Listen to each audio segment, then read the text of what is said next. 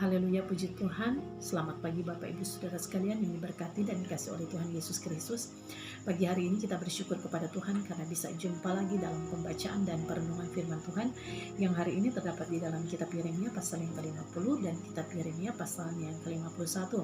Nah, saudara, kedua pasal ini menceritakan hal yang sama, yaitu nubuatan tentang kejatuhan atau kehancuran dari Babel.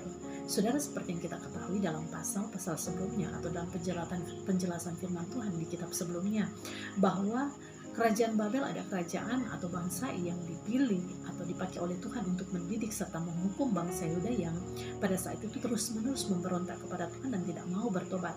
Nah, saudara, kalau Babel pernah menjadi alat di tangan Tuhan untuk mendidik umatnya, mengapa Tuhan harus menghukum Babel? Saudara, kita lihat dalam Yeremia pasal yang ke-50 ayat 31, sesungguhnya aku menjadi lawanmu, hai engkau yang kurang ajar. Demikianlah firman Tuhan Allah semesta alam.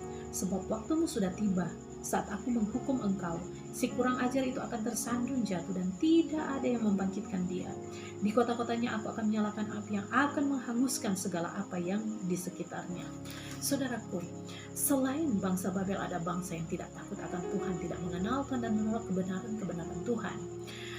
Dan memang Tuhan mempercayakan mereka atau memilih mereka untuk mendidik dan menghukum bangsa Yehuda yang terus memberontak kepada Tuhan. Namun apa yang dilakukan oleh kerajaan Babel terhadap umat Tuhan itu dipandang dan dianggap Tuhan itu tidak layak, bahkan melampaui batas. Saudaraku, pada saat itu kerajaan Babel menjadi kerajaan adik kuasa. Banyak bangsa yang mereka taklukkan termasuk bangsa Yehuda. Itu sebabnya kerajaan Babel itu dikenal dengan kesombongan dan keangkuhannya. Itulah sebabnya mereka memperlakukan bangsa Yehuda sebagai tawanan mereka itu dengan semena-menanya. Mereka melakukan tindakan-tindakan yang sangat keji, yang sangat kejam, yang begitu sadisnya, dan tanpa belas kasihan memperlakukan bangsa Yehuda sebagai tawanan mereka. Mereka menggunakan kekuasaan wewenang mereka, kemakmuran dan kejayaan mereka untuk menindas bangsa Yehuda dan berpikir bahwa untuk selama-lamanya mereka akan menguasai dan menindas bangsa Yehuda.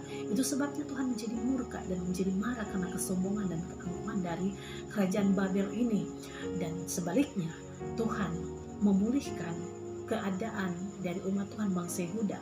Nah, saudaraku, Tuhan melihat bahwa di tangan bangsa Babel atau di tangan kerajaan Babel, justru umat Tuhan itu seperti dan terlihat domba-domba yang tercerai-berai, begitu lemah dan tidak berdaya. Itu sebabnya Tuhan berbelas kasihan, Tuhan mengampuni, Tuhan mau memulihkan umat Tuhan dan membebaskan umat Tuhan dan mengembalikan mereka ke Yerusalem.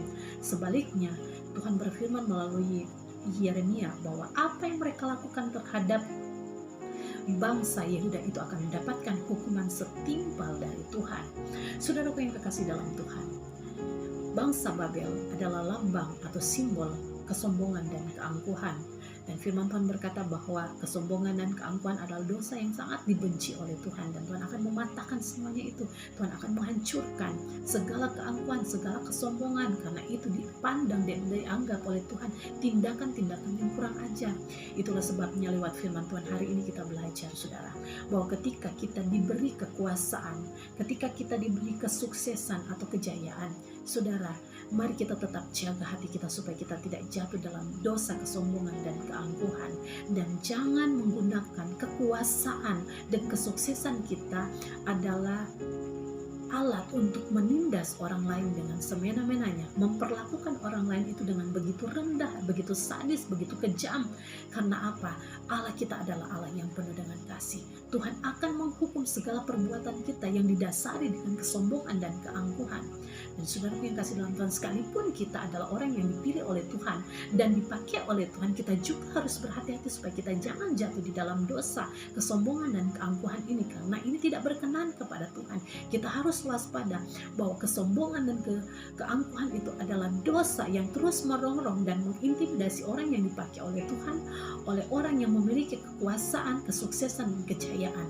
Saudara, karena Tuhan mengasihi kita, Tuhan memperingatkan kita semua lewat firman Tuhan hari ini supaya kita tetap berhati-hati, kita tetap jaga-jaga, kita jaga kondisi hati kita supaya tetap berkenan kepada Tuhan. Semua bentuk kesuksesan dan pencapaian kita harus menyadari bahwa semua itu adalah berkat dan pemberian Tuhan, anugerah Tuhan yang harus kita hargai dan kita kembalikan semuanya bagi kemuliaan nama Tuhan. Kiranya firman Tuhan hari ini memberkati kita semua. Mari kita berdoa. Terima kasih Bapa di dalam surga buat firman Tuhan hari ini. Tuhan memampukan kami untuk terus memiliki kerendahan hati, dan Tuhan jauhkan kami dari segala roh kesombongan dan keangkuhan. Tuhan tolong kami supaya menjadi pribadi yang berkenan kepada Tuhan. Kami serahkan seluruh hidup kami, keluarga kami ke dalam tangan-Mu, diberkati dalam nama Yesus. Berkati bangsa dan negara kami dalam nama Yesus, pemerintahan bangsa kami, para tim medis, para aparat keamanan. Tuhan berkati semuanya, yang sakit jamah sembuhkan, lemah dikuatkan, susah dihiburkan, yang dalam kekurangan Tuhan cukupkan, yang dalam persoalan hidup Tuhan berikan jalan keluar, dan pendidikan anak-anak kami semua diberkati oleh Tuhan.